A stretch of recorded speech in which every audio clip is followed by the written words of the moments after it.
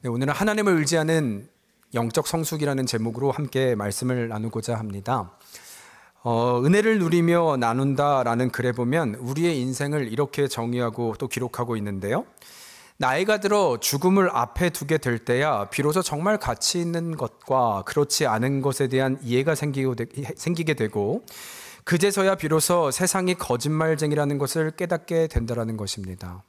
그러니까 내가 한평생 나의 가치죠, 또 나의 힘이죠, 그것을 믿고 산 것이 있었는데 그것을 붙잡아 평생을 살다 보니 이제 얼마 남지 않은 인생 가운데 그것이 다 거짓이었음을 깨닫게 되었다라는 것입니다.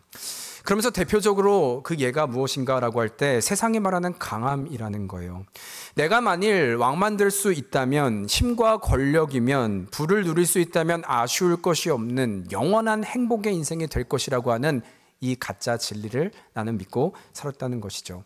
그러나 정말 그것이 영원하던가 그렇던가 라고 할 때 그럴 수 없다는 것입니다. 왜냐하면 세상의 영원함, 이 힘과 권력, 부, 아니요, 건강이라는 것 앞에서 또 끝이라는 것 앞에서 그것은 다 사라지고 말 것이기 때문인 것이죠.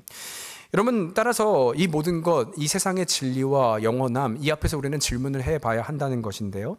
그런데 문제는 이러한 속임은 단지 세상이 아니라 우리의 신앙에서도 존재하더라는 것입니다. 마치 우리의 기도도 한번 내용을 보세요. 이런 강함에 대한 기도를 우리는 할 때가 많지 않습니까? 하나님, 나로 연약함이 아닌 강한 자가 되게 하여 주시고, 그래서 누군가를 의지하는 나약한 모습이 아니라 스스로 독립하여 사는 자, 그래서 이 세상에서도 누구도 나를 감히 대할 수 없는 자, 내 스스로의 강함과 나의 능력을 구하는 기도를 우리는 할 때가 있다는 것입니다. 여러분, 그러나 결론적으로 좀 말씀드리면 진정한 영적인 강함과 성숙이라고 할 때는 결코 내 스스로 강해지거나 독립하는 것을 의미하는 것이 아니라 반대로 나는 약하지만 강하신 하나님을 의지하는 것, 전능하신 하나님을 절대적으로 의지하는 것이 능력임을 성경은 말하고 있다는 거예요. 여러분, 따라서 좀 예를 들면 고린도 훈서에 보면 바울 사도가요, 자신의 육체에 가시가 있었다고 얘기를 합니다. 사실 이 가시가 무엇이었는지는 정확히 알지 못해요. 그러나 분명한 한 가지는 이 가시로 인해서 내 육체가 항상 고통에 당했다라는 것은 저희가 알 수 있죠. 그래서 바울은 하나님께 3번이나 이 육체의 가시를 없애달라고, 제거해달라고, 다시 이 약함에서 강한 자가 되게 하여달라고 기도했다는 거예요. 그러나 고린도후서 12장 9절에 보면 하나님이 그런 구했던 바울에게 응답을 주시는데요. 어떤 구절이, 어떤 마음의 응답이었는가 할 때 함께 읽겠습니다. 12장 9절입니다. 시작. 나에게 이르시기를 내 은혜가 내게 족하도다. 이는 내 능력이 약한 데서 온전하여 짐이니라. 여러분, 보이십니까? 지금 이 고백은 말씀드린 대로 응답인데 이 응답은 하나님께서 나의 약함을 강함으로 고쳐주셨다는 의미를 말하는 것이 아니라 오히려 하나님의 음성으로 시작하는데, 내 은혜가 내게 족한 것은 너가 이전과 달라져 강한 모습이 됐기 때문이 아니라 여전히 너는 약하고 너는 여전히 부족하지만 그 약함 가운데 내가 너를 온전하게 하겠다는 거예요. 너의 상황이 바뀌어지고 너의 모습이 달라져서가 아니라 강함이 되어서가 아니라 이제 여전히 너는 약하지만 이제 내가 너의 강함이 되어줄게. 이것이 믿어지는 순간 그 바울 사도의 응답이 되고 능력이 되었음을 말씀하고 있다는 것입니다. 여러분, 그래서요, 이는 마치 이스라엘을 생각해 보세요. 정말 성경이 다 이걸 얘기하고 있는 것은 이스라엘 백성들이 홍해 앞에 서 있었습니다. 기억하시죠? 그러나 그들이 하나님이 출애굽시켜서 나오긴 했지만 홍해 앞에 일은 가로막혔어요. 문제는 뒤에서 애굽 군대가 쳐들어옵니다. 자신들을 죽이기 위해서 달려오는데 앞에는 바다였기 때문에 이제는 어디로 갈 수도 없는 상황이 되었죠. 그러나 여러분, 이때 하나님은 어떻게 구원하셨습니까? 하나님은 결코 이들에게 스스로 강한 날개를 주어서 이 홍해를 건너게 하시지 않았습니다. 약한 그들에게 날개를 주어 이것을 뛰어넘게 하신 분이 아니라 오히려 지금과 동일한 것이죠. 나의 강함이 아니라 하나님의 강함으로, 하나님의 능력으로 홍해를 가르셨을 뿐만 아니라 그 이스라엘 백성을 건너게 하신 하나님의 전능함, 하나님의 능력, 그 은혜로 말미암아 건너게 하여 주셨음을 우리가 보게 되었다는 것입니다. 결국 우리는 약하지만 하나님의 강함이 되어 구원되는 것임을 우리에게 분명하게 말씀하는 것, 이것이 성경이 우리에게 주시는 메시지라는 것이죠. 여러분, 따라서 이런 관점으로 보았을 때 진정한 영적인 성숙이라 어떻게 정의할 수 있는가 하면 이것은 너무나 분명해요. 우리 스스로가 강해지는 것, 독립하는 존재가 아니라 오히려 반대로 나는 여전히 약하지만 하나님은 강하신 분이십니다. 하나님은 전능한 분이십니다. 그분이 내 삶에 개입하여 주시고 내 인생을 이끌어 가신다면 이라는 것을 믿기에 하나님만을 의존하는 인생, 그것이 바로 우리의 자리임을 말씀하고 있다는 것입니다. 여러분, 그런 의미에서 우리 하나님 앞에 하나님을 의지하는 한 해요. 나의 강함이 아니라 하나님의 강하심을 내가 믿기에 우리의 신앙의 고백으로 나아가는 올 한 해 여러분과 저의 신앙 고백이 되기를 주의 이름으로 축원합니다. 여러분, 그렇다면 이 시간 무엇보다 먼저 이 절대 의존한다 할 때 이 정의요, 신앙의 어떤 삶의 태도로 오늘을 살아가는 자들이야말로 하나님을 의지하며 살아가는 자들이라 말할 수 있는 것일까요? 의지한다는 이론까지는 알겠는데 그렇다면 어떻게 사는 것이 절대적으로 하나님을 의존하는 자들인가라는 질문인 것입니다. 오늘 말씀을 보면 또 한 번 하나님을 이렇게 의지하는 자, 절대적으로 의지하는 자의 인생 어떤지를 한 사람을 통해 보게 되는데 우리가 계속 보았죠? 바울의 모습입니다. 상황을 좀 말씀드리면 지난 시간에 이어서 계속 보게 되는 거예요. 기억하십니까? 사울이 성전에 들어갔을 때 소동이 일었습니다. 그래서 죽을 뻔했어요. 그러자 천부장이 그를 그 영내에서 체포하여 끌어내어 줍니다. 그러나 우리가 기억할 때 이제 그가 살게 되었으면 가만히 있어도 되는데 그러지 않았죠. 오히려 지금 빠져나갈 기회였음에도 불구하고 내가 잠시 발언해도 되겠습니까? 라는 발언을 바울이 하고 그들 앞에 자신에게 있었던 다메섹의 일들을 간증하게 되는 거예요. 그러자 그 결과를 우리가 한번 보았죠. 오히려 잠잠해지는 것이 아니라 더 큰 소요가 일어나게 되고 그를 없이하라 라는 결과, 또 한 번 이 천부장이 그러다간 그가 죽게 될 것 같아 다시 체포하고 있는 현장이 바로 지난 시간까지의 내용이었습니다. 그리고 오늘 본문은요, 바로 그 다음 날이었던 거예요. 바로 그 다음 날의 일을 보여주는데 이제 체포했던 천부장이 다시 다 공회를 소집하고 사람들을 모읍니다. 여기서 공회라고 하는 것은 사내들인이라고 하는, 쉽게 말하면 유대인들 안에 있는 이 종교 재판소인 거예요. 그래서 그 공회를 열어서 그 안에 이유가 있겠죠. 유대인들을 다 모아 부르고 도대체 당신들이 이 바울을 고발하는 이유가 뭐냐, 그 원인이 무엇인지를 묻기 위해 공회를 연 것입니다. 그래서 지금은 그 공회를 소집한 이후에 바울을 그들 앞에 세운 거예요. 그래서 발언하게 하는 그 상황인 것입니다. 여러분, 그런데 이러한 배경을 가지고 우리가 오늘의 말씀의 시작을 보면요, 1절부터 보면 바울의 시작에 그의 신앙 고백을 하고 있는 것을 볼 수 있는데요. 1절입니다. 다 함께 읽을까요? 시작. 바울이 공회를 주목하여 이르되 양심을 따라 하나님을 섬겼느라. 말씀드린 대로 지금 발언권이 주어졌는데 지금 바울은 자신의 신앙을 고백하고 있어요. 그런데 어떻게 말을 하냐면 나는 범사의 양심을 따라 하나님을 섬겼다라고 말하는 거예요. 이것이 나의 신앙 고백이다라는 것입니다. 여러분, 그러나 지금 여기서의 이 고백을 잘 정의해야 하는 이유는, 그렇다면 여기서 말하는 나는 범사의 양심을 따라 하나님을 섬겼다고는 의미요, 그 말은 나야말로 한 번도 죄를 짓지 않고 아주 청렴결백한 사람이었음을 말하는 것일까요? 나는 범사는 항상 양심에 따라 하나님을 섬겼으니까 나에게는 조금도 부끄러운 것이 없고 죄를 지은 것도 없고 윤리적으로 완벽한 사람임을 말하고 있는, 어쩌면 양심에 나는 찔림이 없는 사람임을 지금 증명하기 위해 이 말을 하고 있냐는 것입니다. 여러분, 정말 그런 의미인 것일까요? 그러나 그것이 아닌 것은, 우리가 아는 대로 말이 될 수 없는 것은 로마서는 바울이 썼거든요. 그도 말하는 것처럼 의인은 없나니 하나도 없다고 말했을 뿐만 아니라 또한 로마서 7장 이 바울의 고백에 보면 24절에 이렇게 얘기를 해요. 우리가 잘 아는 말씀이죠. 오라 나는 곤고한 사람이로다 라고 얘기를 하죠. 여러분, 그리고 그 다음 절에 보면 내 마음으로는 하나님의 법을, 육신으로는 죄의 법을 섬겼다라고 말하는 거예요. 다시 말하면 나는 하나님의 법을 너무나 지키고 싶지만 또 양심에 따라 살고 싶지만 육신으로는 곤고하여 살 수 없다. 여기서 여러분, 곤고라는 말은요, 여러분, 빨래 이렇게 수건을 빨고 물을 짜야 되잖아요. 그때 한쪽은 끝을 잡고 다른 사람이 끝을 잡고 비틀면 어떻게 돼요? 물이 쫙 나오죠. 근데 이 곤고는 중간 상태인 거예요. 양쪽에서 짜는데 내 마음이 이러지도 못하고 저러지 못하는 이런 안타까운 빨래 같은 인생, 곤고한 마음, 하나님을 따라가고 싶지만 내 육체가 따라갈 수 없는 곤고한 이 중간에 낀 상태, 그것이 나의 상황이다. 바울은 지금 그것을 고백하는 거죠. 이 죄와 이 모습에서 자유할 수 없는 나약한 존재임을 고백하고 있다는 것입니다. 여러분, 따라서 그렇다면 여기서 말하는 나는 범사의 양심을 따라 하나님을 섬겼다는 것은 도대체 무엇을 얘기하는 것일까요? 결코 어떤 도덕적이고 윤리적인 것을 말하는 것이 아니라면 이것이 무엇일까라고 할 때 그것은 단 한 가지입니다. 바로 코람데오예요. 하나님 앞에서라는 의미입니다. 그분의 뜻대로 살고자 하는 고백. 다시 말하면 이 세상의 힘과 강함을 의지하는 자가 아니라 오직 하나님의 강하심을, 하나님만이 전능하시고 다비심을 붙들고 나아가는 인생, 그 하나님 앞에서의 양심을 지켰다라고 하는 신앙의 고백을 하고 있다는 것입니다. 여러분, 따라서 이것이 정말 그러나 맞는 것은, 또 이것이 우리에게 주는 메시지는요, 실제로 요한복음 5장에 보면 예수님께서 베데스다 연못에 38년 된 병자를 찾아가는 장면이 있잖아요. 여러분 기억하시죠?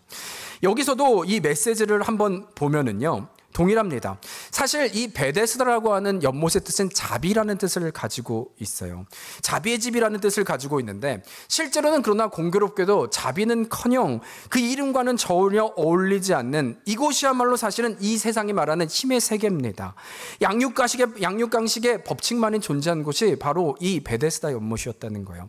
왜냐하면 여러분, 전설에 의하면 이런 거예요. 그것이 1년이 될지 10년이 될지는 모르지만 어느 때에 한 천사가 그 베데스다 연못에 와서 물이 움직이게 되는데, 그때 누군가 가장 먼저 그 물에 들어가면 어떻게 된다? 어떤 병에 있든지 다 낫게 된다는 것이죠. 고침을 받게 된다는 것이죠. 여러분, 이것을 우리가 안다면 한번 우리가 상상해 보자고요. 우리가 다 베데스다 연못에 있는 거예요. 그러면 실제로 어떤 일이 벌어질까요? 정말 이 베데스다 연못의 이름처럼 자비가 흘러 넘쳤을까요? 아니요, 저는 절대 그런 일이 일어나지 않는다고 생각합니다. 혹시 요즘 한국 영화죠, 넷플릭스의 오징어 게임이라는 영화를 보셨는지 모르지만 바로 그 상황이 펼쳐지는 거예요. 조금 전까지는 이런 겁니다. 같이 몸에 환우를 갖고 아픔을 갖고 왔으니까 힘들지, 괜찮아, 나도 힘들지, 우리 같이 견뎌보자, 저 물에만 들어가면 살 수 있어, 서로 위로하고 격려할 수 있습니다. 그러나 여러분, 그 상황에 만일 물이 동한다고 생각해 보세요. 어떤 일이 일어날까요? 그때부터는 조금 전 위로하고 격려했던 이 위치에서 경쟁자가 되는 거예요. 내가 이곳에 온 이유는 저 사람을 격려하기 위해서 온 것이 아니라 낫기 위해서 왔거든요. 그럼 내 목적을 위해서 왔기에 물이 동하면 한 명만 나을 수밖에 없기에 나는 그곳에 뛰어들어야 되는 것입니다. 저 사람을 밟고 나아가야만 하는 것입니다. 그때는 주변이고 뭐고 중요하지 않은 거예요. 또한 이 베데스다 연못이 힘의 법칙에 맞는 것은, 사실 수많은 병자가 그곳에 있었지만 여러분, 물이 움직일 때 들어갈 수 있는 기회가 있습니다. 어떻게 되냐면 세상의 방법이면 돼요. 첫 번째는 권력이 있으면 됩니다. 여러분, 힘이 있으면 되는 거예요. 모든 사람에게 마치 조폭이요, 공포를 주는 거죠. 물이 동할 때 나는 힘이 있으니까 너희 중에 잘 봐, 너 한 명이라도 먼저 들어가게만 해도 가만두지 않겠어? 너 지금 병 고치고 싶지? 다시 병을 얻을 거야? 더 심한 것 얻을 거야? 여러분, 조폭이요. 어떻게 씁니까? 공포면 되는 거예요. 힘이면 되는 거예요. 권력이면 내가 먼저 들어갈 수 있는 것입니다. 이것이 세상의 방법이지 않습니까? 아니면 또 다른 세상의 힘이요, 돈이면 어떻습니까? 내가 만일 돈이 있으면 아마 맨 앞자리는 내가 다 사면 되는 거예요. 여러분, 자릿세가 아무리 비싸다고 할지라도 내가 그 정도의 능력과 돈이 있으면요, 이제 가장 먼저 물이 동할 때 누가 들어갈까요? 내가 들어갈 수 있는 것입니다. 돈만 주면, 맨 앞자리만 얻을 수 있다면 다음 순서는 내가 될 수 있는 것이죠. 여러분, 이것이야말로 세상이 말하는 법칙, 힘의 법칙, 권력의 법칙, 그것이 맞지 않습니까? 바로 이곳이 베데스다 연못이었다는 것입니다. 여러분, 따라서 그렇다면 이런 상황에서 38년 된 병자의 마음은 어땠을까요? 여러분, 그 마음은 너무나 분명하지 않았을까요? 이 세상의 법칙 앞에서 세상이 믿고 있는 거짓을 믿고 있는 거죠. 만일 나에게 이 힘이 있다면 나도 들어갈 수 있을 텐데, 만일 나에게도 이 돈만 있다면, 물질이 있다면 나는 그때 들어갈 수 있을 텐데, 아니면, 그러나 문제는 무엇이에요? 나는 지금 그 돈도 없고 권력도 없는 것이죠. 결코 내가 볼 수 있는 것은 그것이 전부이기에 나는 소망이 없는 것, 그것이 38년 병자된 마음 중심이었다는 것입니다. 그저 신세 한탄만 할 수밖에 없는 자신의 현실, 부인할 수 없는 모습, 그 고백이었다는 것이죠. 여러분, 그런데 하나님의 은혜가 그때 임하는 거예요. 그런 그를 우리 주님이 먼저 찾아오시는데, 이때 여러분, 예수님이 고치시는 장면을 기억하시죠? 예수님은 결코 세상에 말하는, 아니 그가 정말 원했던 권력이나 힘을 통하여, 그래 내가 너에게 권력을 줄게, 힘을 줄게, 아니면 돈을 줄게, 이제 그것을 주어 그가 베데스다 연못에 들어가야 낫게 하신 것이 아니라는 것입니다. 그를 강하게 하여 들어가신 것이 아니라는 거예요. 요한복음 5장 8절과 9절이 바로 그 내용인데, 그때 주님께서 어떻게 하십니까? 제가 8절 읽을게요. 예수께서 이르시되 일어나 내 자리를 들고 걸어가라 하시니 그 사람이 곧 나와서 자리를 들고 걸어가니라. 여러분 보이십니까? 이것이 어떤 방법이요? 그에게 힘을 갖게 한 것이 아니라 예수님의 등장으로, 이것을 통해서 예수님이 정말 말하고 싶었던 것은, 정말 원한 것은 권력과 돈이 아니라, 그것이 너를 강하게 하여 너의 인생을 다르게 하는 것이 아니라 오직 예수님 그분이시죠. 예수님 그분 자체인 것이죠. 그분이 강함임을 너는 믿어야 된다. 그분이 전부임을, 그분이 길이요 진리요 생명이심을 너로 알게 하는 우리 주님의 목적이 있었다는 것입니다. 여러분, 결국 우리에게 주는 메시지도 동일한 거예요. 조금 전 돌아와서 바울의 고백이요, 오늘까지 나는 범사의 양심을 따라 하나님을 섬겼다고 하는 이 고백, 여러분 이 의미는 나는 결코 거짓을 행하지 않았어요, 나는 완전한 사람이에요, 나는 윤리적으로나 도덕적으로나 문제가 없습니다를 말하고 있는 것이 아니라 오히려 반대인 거예요. 나는 연약합니다, 나는 육신의 가시가 있습니다, 또 쓰러지는 넘어지는 존재입니다. 그러나 그러할지라도 나는 결코 저 세상의 법칙과 세상의 권력과 세상의 방법을 취하지 않고 그분이 나의 길이요 진리요 생명이 되시기에 그 세상의 기준으로 살아가지 않고 오직 코람데오, 그 하나님 앞에서 하나님이 기뻐하시는 뜻과 그분이 나의 모든 것 되시기에 하나님에 대한 마음을 품고 그분만을 의지하기로 살아가는 그 결정, 이것이 주의 자녀로 살아가는 양심, 그 고백, 그 방향성을 말하고 있다는 것입니다. 여러분, 그러나 이것이 얼마나 놀라운 것임을 오늘 본문은 기억하는데요, 이 자녀의 권세와 하나님의 향한 양심의 방향성이요, 오늘 2절에 보면 대제사장 아나니아가 곁에 있는 사람들에게 바울의 입을 치라라고 하거든요.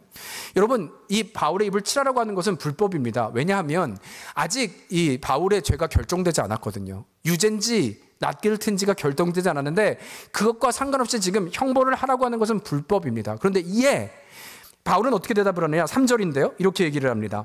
바울이 이르되 회칠한 담이요 하나님이 너를 치시리로다. 내가 나를 율법대로 심판한다고 앉아서 율법을 어기고 나를 치라 하느냐. 여러분, 여기서 보면 회칠한 담이라고 하죠. 이 회칠한 담은 이런 거예요. 담이 있는데 담이 문제가 있는 겁니다. 색깔이 문제가 있고 썩은 겁니다. 그러면 어떻게 해요? 색을 칠하죠. 속은 썩어 있는데 색으로 잠깐 이렇게 덧칠한 거예요. 그 대제사장을 얘기하고 있는 것이죠. 아니면 또 이런 거랑 동일한 것입니다. 그래서 회칠을 하고 있다면 그 의미는 뭐예요? 아, 저기 문제가 있구나를 발견하는 것이죠. 지금 바울은 그 얘기를 하는 거예요. 회칠한 담이여 내가 하나님이 너를 치시리로다. 여러분, 그러나 제가 말씀드리고 싶은 것은 지금 이 상황이에요. 세상은 힘 앞에서 무릎을 꿇잖아요. 지금 이 공회가요, 저희 교회 뭐 이런 정도가 아니라 뭐 어마어마한 권위가 있는 곳입니다.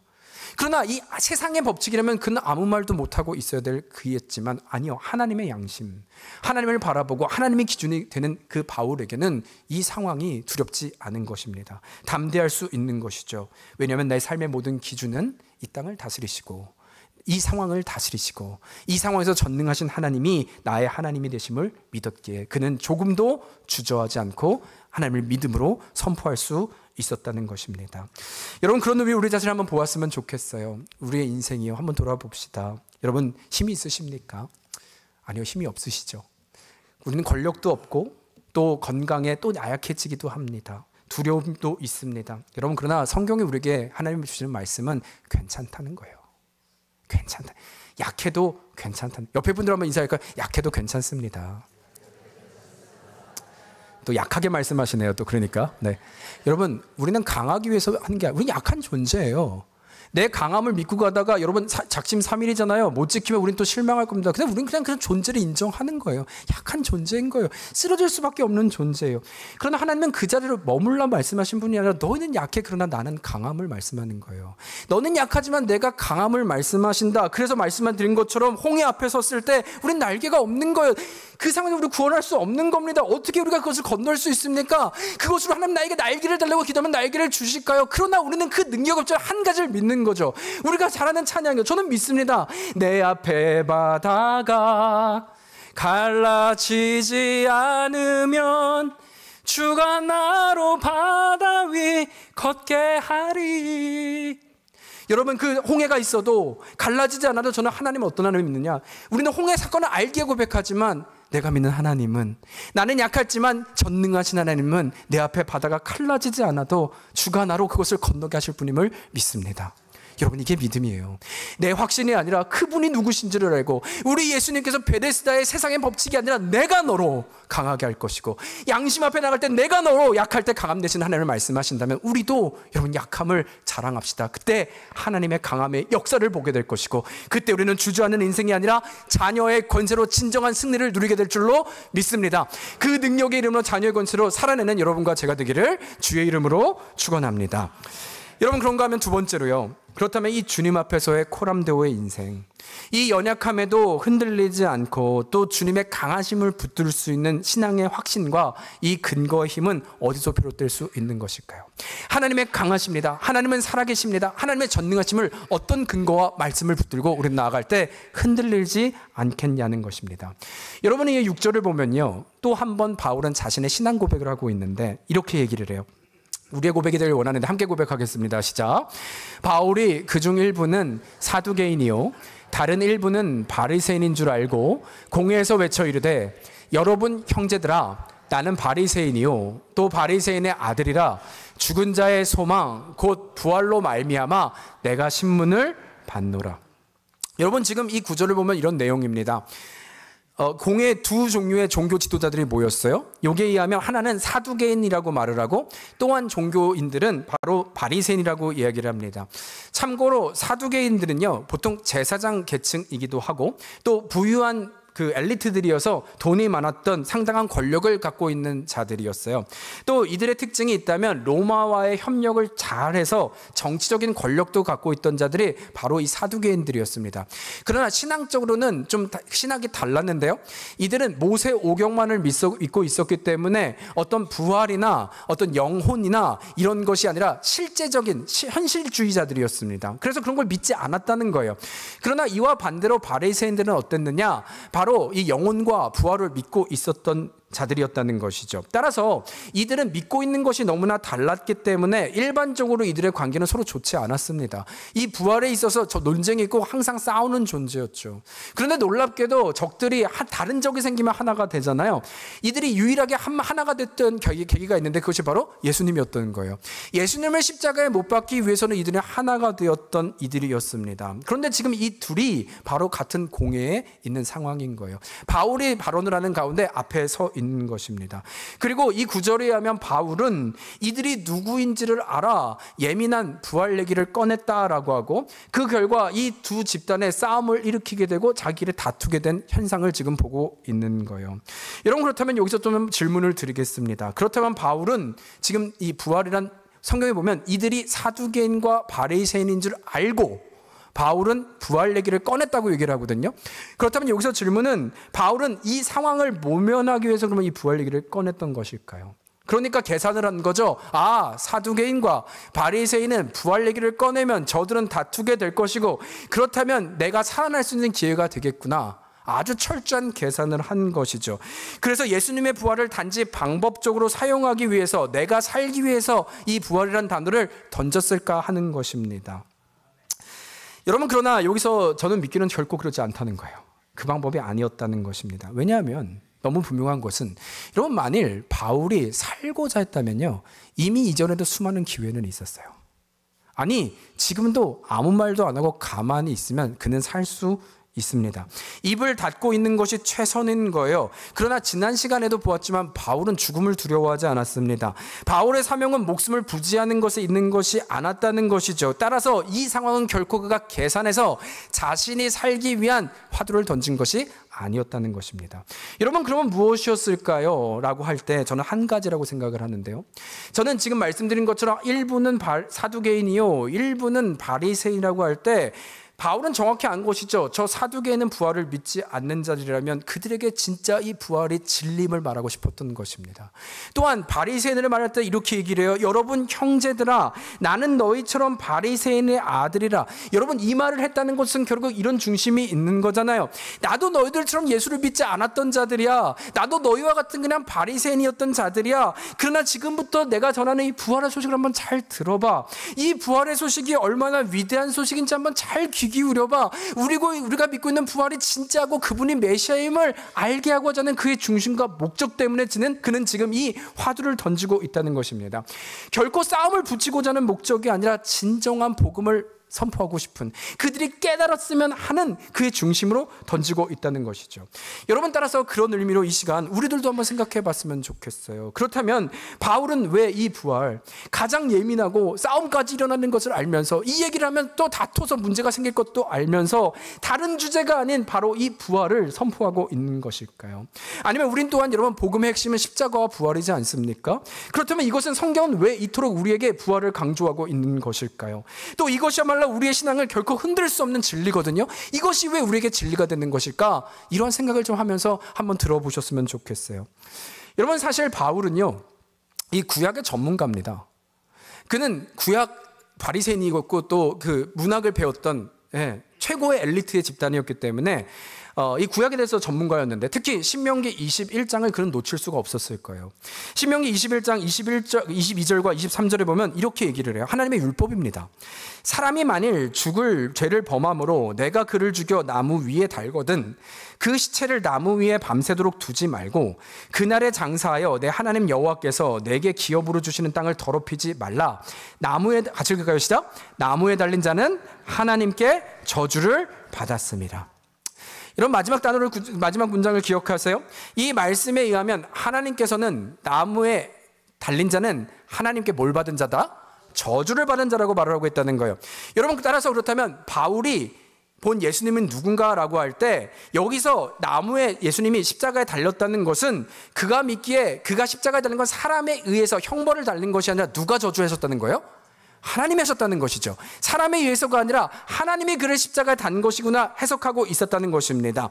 따라서 이 의미는 하나님께서 저주한 예수가 달렸으니 나는 그냥 단지 저를 메시아로 인정할 수 없다, 이 정도의 수준을 말하는 것이 아니고요. 만일 내가 그를 메시아로 인정한다면 이것은 신명기를 잘 알고 있는 바울로서는 하나님의 율법을 나는 거역하는 것일 뿐만 아니라 이것이야말로 나 또한 하나님을 모독하는 자가 되는 거예요. 하나님의 말씀을 어기는 자가 되는 거예요. 그럴 수 없음을 말하고 있는 것입니다. 그래서 그는 예수님을 인정할 수 없는 거예요. 아니면 여러분, 실제로 이것이 당연히 맞다고 여길 수 있는 것은 예수님이 십자가에 돌아가신 죄명이 뭐였어요? 신성모독죄였습니다. 신성모독죄. 그 말은 뭐냐면 마태복음에 보면 질문을 해요, 유대인들이. 내가 하나님의 아들 그리스도냐라고 물으니까 예수님이 이런 대답을 하죠. 내가 말하였느니라. 또 누가복음에도 내가 하나님의 아들이냐? 그러니까 너희 말이 옳다. 여러분, 이 말 제가 여러 번 말씀드렸지만 어떤 의미라고요? 사람의 자녀는 사람이라고요. 하나님의 아들은 누구라고요? 하나님이라고요. 아멘. 야, 이제 딱 답이 나오네요. 하나님의 아들이라는 말은 내가 하나님이란 얘기예요. 여러분, 이게 용납이 돼요? 유대인들에게 어떻게 네가 하나님이라고 말할 수 있어? 넌 인간인데 어떻게 하나님이라고 말할 수 있냐는 것입니다. 그 말은 뭐예요? 그렇다면 십자가는 뭘 증명하기 위한 것입니까? 네가 하나님이라고, 네가 신이라고? 그럼 한번 십자가에 달아보자. 신은 죽을 수 없잖아요. 여러분, 신이 어떻게 죽습니까? 그러기에 저 예수를 십자가에 달아 그가 신이 아님을 증명하자라는 거예요. 그가 인간이었음을 증명하자. 이것이 바로 십자가의 의미인 것입니다. 예수님께서는 이런 말씀을 십자가를 지기 전에 하셨어요. 요한복음 14장 6절에서 7절 보면 예수께서 이르시되 내가 곧 길이요 진리요 생명이니 나로 말미암지 않고는 아버지께로 올 자가 없느니라. 너희가 나를 알았더라면 내 아버지도 알았으리라. 이제부터는 그를 알고 또 나를 보았으리라. 하나님, 예수님 자신이 누군지를 밝히셨죠. 아니면 요한복음 11장에도 우리가 잘 아는 말씀이 있습니다. 함께 읽을까요? 시작. 나는 부활이요 생명이니 나를 믿는 자는 죽어도 살겠고 살아서 나를 믿는 자는 영원히 죽지 아니하리니 이것을 내가 믿느냐. 나를 본 자는 하나님 아버지를 보았다. 내가 하나님이다. 여러분, 이것을 들은 유대인들은 참을 수가 없었던 것입니다. 따라서 그는 가짜임을 증명하기 위해 이 십자가에 예수님을 못 박은 것이죠. 그리고 결과는 어땠습니까? 정말 우리 주님은 십자가에 못 박혀 목숨을 잃었습니다. 죽게 되었습니다. 여러분, 이들이 한번 생각해 보세요. 얼마나 환호성을 쳤을까요? 그럼 그렇지. 어떻게 신이 죽나? 그는 신이 아니었던 거예요. 그는 그냥 거짓 선지자였던 거예요. 우리가 맞았던 것입니다. 어떻게 인간이 죽음을 이길 수 있단 말입니까? 그의 말은 다 고로 그가 했던 말 또한 다 거짓말이 되는 것입니다. 여러분, 그러나 우리가 기억해야 될 것은, 놀라운 것은 그것이 끝이 아니었죠. 사후로 우리 주님은 어떻게 하셨어요? 다시 부활하신 줄 믿습니다. 주님이 다시 사신 것이에요. 여러분, 따라서 이 말을 그들의 말로 이용하면 인간이 스스로 어떻게 살아날 수 있습니까?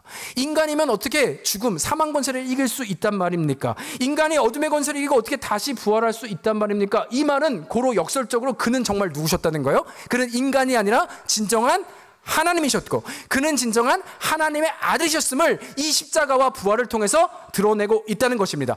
따라서 여러분, 이 말이 증명하는 것은 죽은 예수님이 부활하시고 그가 하나님이셨다는 거, 신이셨다는 것을 인정하는 순간 예수님이 십자가를 지시기 이전에 하셨던 말씀 또한 다 거짓이 아니라 뭐가 된다?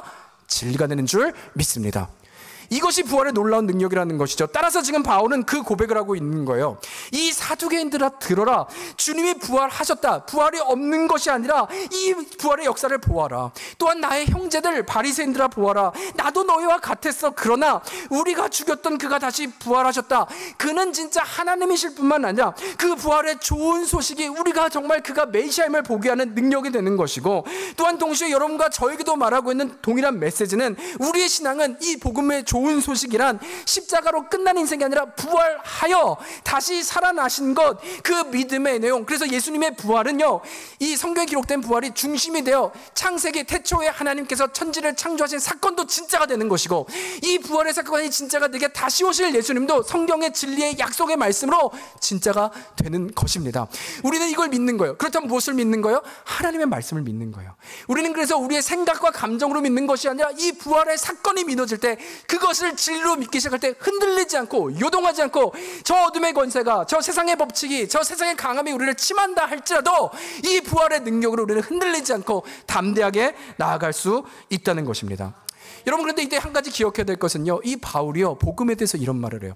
로마서 1장 16절에 보면 우리에게 잘 알려진 말씀입니다. 한번 읽을까요? 함께 읽겠습니다. 시작. 나는 복음을 부끄러워하지 아니하노니 이 복음은 모든 믿는 자에게 구원을 주시는 하나님의 능력이 됨이니라. 여러분, 이 구절을 보면 바울의 얘기인데요, 나는 복음을 부끄러워하지 않아. 근데 뭘 믿고 있었을까요? 마지막에 보니까요, 이 복음은 모든 믿는 자에게 구원을 주시는 하나님의 능력이 됨이라. 무엇이요? 이 복음이요. 여러분, 제가 좀 상대적으로 얘기할게요. 내가 말을 잘해서가 능력이 아니라, 내가 강한 자여서가 아니라, 왜 이 바울은 지금 이 죽으심과 부활을 선포하고 있느냐? 그가 믿는 것이 하나였다는 거예요. 내가 말을 잘해서 설득하는 것이 아니라, 내가 위대해서가 아니라 내가 믿기는 이 복음이 하나님의 능력이 되는 줄 믿습니다. 내가 하는 것이 아니라, 내가 있었던 감정을 나누는 것이 아니라, 나에게 어떤 일이 있었는지 간증을 나누는 것이 아니라, 내가 믿기는 이 복음이, 죽으시고 부활하심, 이 능력을 선포하는 것 자체가 사두개인들과 바리새인이 듣게 될 때 하나님의 역사가, 그 능력이 그들에게 임하여 이 복음 자체가 능력이 되어 그들이 주의 자녀되게 됨을 그는 확신하고 있었다는 것이죠. 그래서 다른 말을 거창스럽게 붙이는 것이 아니라 이 복음을 있는 그대로 날 것으로 전하고 있는 바울의 믿음이 있다는 것입니다. 여러분, 이것이 우리에게 주는 말씀이 있다는 거예요. 메시지인 거예요. 여러분, 우리는 무엇을 믿고 삽니까? 요한복음 3장 16절, 이는 저는 믿는 자마다, 여기서 믿는 것은요, 막연한 하나님이 아니라 바로 이 죽으심과 부활하심을 믿는 믿음을 말합니다.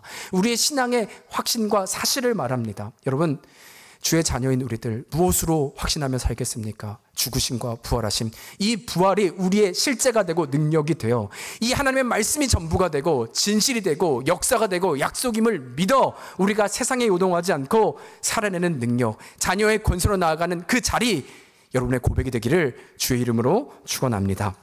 여러분, 이제 마지막으로 이 결과를 나누고자 하는데요, 11절을 보는데 이 11절 이의 결과를 보게 됩니다. 함께 읽을까요? 시작. 그날 밤에 주께서 바울 곁에 서서 이르시되 담대하라. 내가 예루살렘에서 나의 일을 증언한 것 같이 로마에서도 증언하여야 하리라 하니라. 여러분, 지금 상황은요, 바울이 이렇게 멋지게 부활을 선포했어요. 근데 결과가 어땠느냐? 이제 이 정도 주님이 그 복음을 전파하면 능력이 된다고 하셨으니까 뭔가 열매가 보여야 되는데 당장 보이지 않는 거예요. 결국 또 체포됩니다. 더 그를 죽이려고 하니까 천부장에 또 가뒀어요. 지금 그 상황인 것입니다. 여러분, 어쩌면 바울, 우리와 유사한 인간이라고 할 때 나는 믿고 선포했지만 보이는 열매가 없잖아요. 여러분, 저라면 이런 생각했을 것 같아요. 내가 잘한 게 맞나? 아니면 내가 뭔가를 놓쳤는가? 아니, 복음에는 능력이 있다고 하셨는데 왜 아무 일 드러나지 않는 거지? 왜 더 소요가 있는 거지? 왜 더 나를 죽이려고 하는 거지? 나에게 정말 능력이 없는 건 아닐까? 이런 낙심, 절망 있지 않았겠습니까? 여러분, 그런데 그때 캄캄한 방에 우리 주님이 찾아와서 말씀을 하셨는데 두 가지를 말씀하세요. 첫 번째는 이르시되 담대하라라는 것입니다. 여러분, 저는 이것이 참 의미가 있고 위로가 된다고 생각을 하는데, 이 말은 너 지금 뭐하고 있어? 일어나, 나아가, 이 말을 하는 것이 아니에요. 오히려 저는 이 메시지가요, 자, 너가 맞아, 잘하고 있어, 잘했어 라는 메시지로 들리는 거예요. 담대하라는, 내가 널 안 듣고 있는 게 아니야, 너가 잘못 가고 있는 게 아니야, 잘하고 있어, 잘하고 있어, 맞는 거야 라고 하시는 우리 주님의 위로의 메시지인 것이죠. 여러분, 주님의 메시지가 있으면 일어날 수 있잖아요. 괜찮아, 괜찮아. 약할 때 내가 강함이 되고 나는 일할 수 있음을 말하는 거예요. 두 번째, 또 용기를 주시는데 어떤 말씀을 하세요? 말씀하시기를 예루살렘에서 나의 일을 증언한 것 같이 로마에서도 증언하여 하리라. 여러분, 이 말 또한 저는 위로가 되는 것은, 너는 따라서 예루살렘에서 증언한 것처럼 저 로마에 가서 증언해야만 해, 이 말씀을 하고 있는 것이 아니라고 저는 생각합니다. 여러분, 만일 지금 주님께서 말씀한 것처럼 여기서 증언한 것처럼 로마에 가서 바꿔야 돼, 너가 해야 되라고 한다면 저는 너무 부담스러울 것 같아요. 아니, 저에게 해당되면 이런 거죠. 하나님께서 저에게 말씀하시는 거예요. 야, 김은관, 너 베들교회 가서 베들교회를 더 새롭게 바꿔. 로마에서 전한 것처럼 너도 이것을 더 하나님의 뜻대로 바꿔. 여러분, 만일 하나님께서 저에게 그 명령하셨으면요, 저는 감당하지 못할 것 같아요. 제가 어떻게 바꿉니까? 제가 무슨 능력이 있습니까? 그런데 놀라운 것은 우리 주님의 말씀이요, 저는 진작 포기했을 것 같아요. 우리 주님은 그렇게 말씀하시지 않고 한 가지만을 말해요. 너가 예루살렘에서 나이를 증언한 것 같이 그곳에서도 그냥 증언만 해. 그럼 내가 할게. 너가 있어야 될 그 자리에서 주님의 복음을 전하기만 해. 그러면 내가 할게. 여러분, 저는 그거는 할 수 있을 것 같아요. 제가 교회를 바꾸려고 한다면 전 못해요. 포기합니다. 근데 그 자리에서 증언하기만 해. 여러분, 사도행전의 핵심 구절 기억하시죠? 1장 8절. 오직 성령이 너희에게 임하시면 예루살렘과 온 유대와 사마리아 땅끝까지 이르러 뭐가 되라고요? 네, 증인이 되라고요. 여러분이 말씀을 기억합시다. 우리가 사마리아와 땅끝을 바꾸라고 하신 것이 아닙니다. 고백만 하면, 그 자리에서 포기하지만 않고 하나님을 바라보아 하나님을 코람되어 양심으로 나가기 시작할 때 하나님이 일하심을 말하고 있다는 것입니다. 어떻게요? 부활하신 주님을 기억함으로.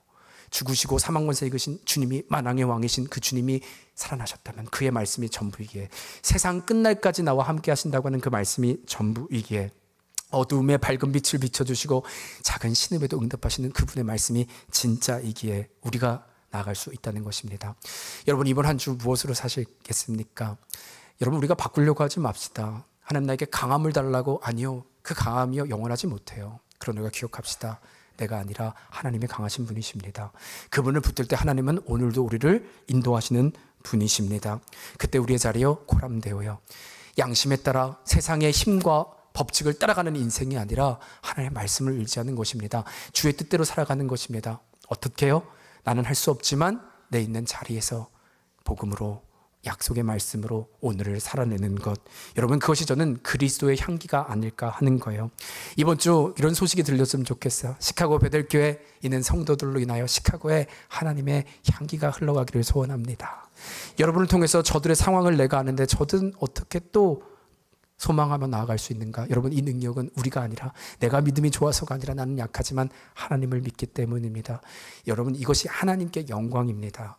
이것이 하나님을 기억하는 그리스도인의 자리입니다. 저는 믿습니다. 그때 그 향기가 흘러가 이 땅이 여러분으로 향하여 교회가 되는 놀라운, 하나님의 나라가 되는 놀라운 일들을 보게 될 줄로 믿습니다. 그 자리에서 살아내는 여러분과 제가 되기를 주의 이름으로 축원합니다. 여러분, 우리가 그 마음으로 함께 같이 찬양할까요?